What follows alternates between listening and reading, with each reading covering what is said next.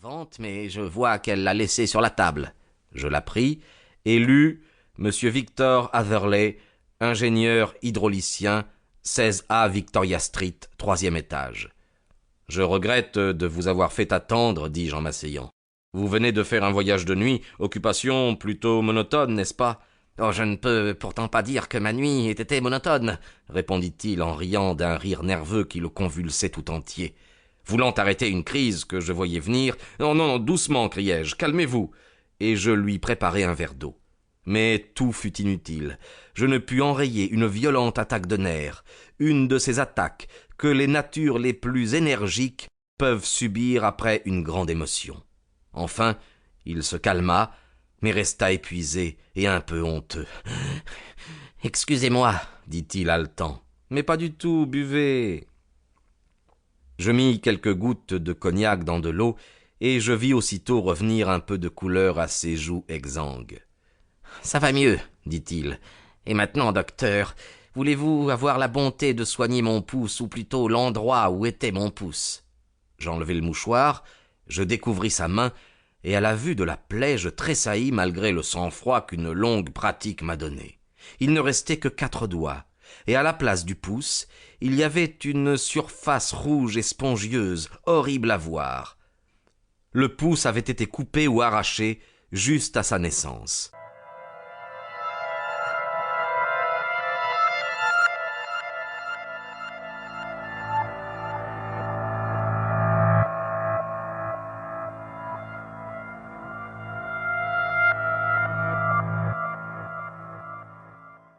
Grand Dieu, m'écriai-je, c'est une horrible blessure. Vous devez avoir beaucoup saigné.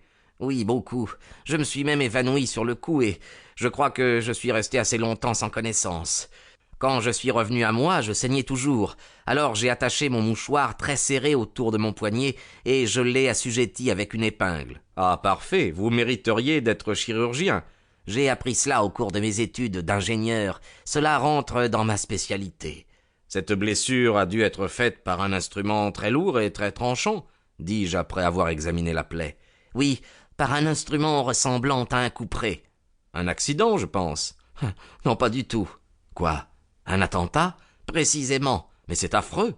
J'épongeai la plaie, la nettoyai, la pansai, et finalement la recouvris d'ouates et de bandages phéniqués. Mon patient resta tout le temps adossé à sa chaise, sans broncher. Mais je remarquai qu'il se mordait les lèvres fréquemment. « Comment vous sentez-vous » demandai-je quand j'eus fini. « Très bien. Votre cognac et votre pansement ont fait de moi un autre homme.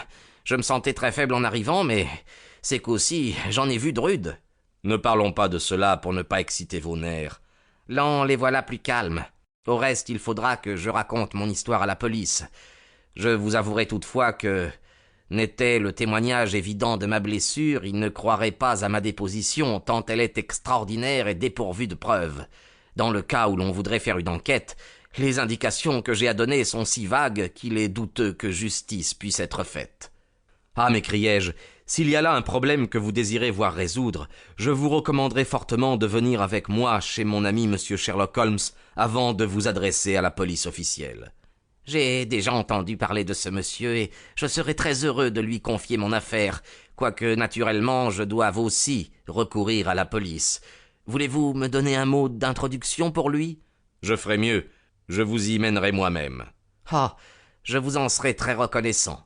Prenons un fiacre et allons-y ensemble. Nous arriverons juste à temps pour déjeuner chez lui. Voulez-vous? Oui, je ne serai tranquille que lorsque j'aurai raconté mon aventure. Eh bien, ma servante va aller un fiacre. Je suis à vous dans un instant. Je montai chez moi, expliquai brièvement l'affaire à ma femme, et 5 minutes après, j'étais dans un cab roulant avec mon nouveau client vers Baker Street.